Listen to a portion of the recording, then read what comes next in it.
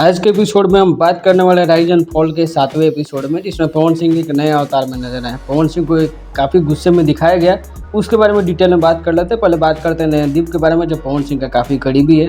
वो कल जीता था अल्टीमेट रूलर का खिताब, उसको इसमें सुपर पावर मिलता है और पावर मिलने के बाद उसको यूज़ करना होता है कि किसी एक सदस्य को वो ऊपर के लिए ही यानी एज ए रूलर बना के परमानेंट सेव कर सकता है।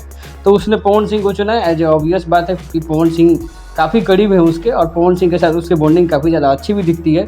समय समय पर पवन सिंह उसको अकेले में ले जाकर समझाते भी हैं।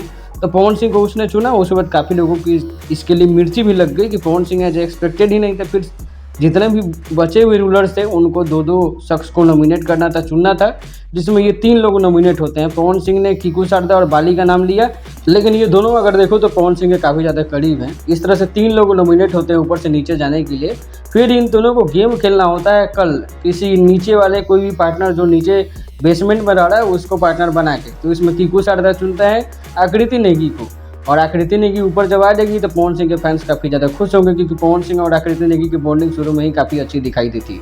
बात कर लेते हैं पवन सिंह एक और जगह काफ़ी ज़्यादा गुस्से में नजर आए, क्योंकि जब भी टीम मीटिंग होती है रेड रूम में जब कोई फैसला लेना होता है तो पवन सिंह देखते रह जाते हैं, कोई उनको समझाता नहीं। इस बात को उन्होंने खुल के सामने रखा कि जब भी कोई हो तो मुझे समझाने की कोशिश करो, मुझसे भागो मत।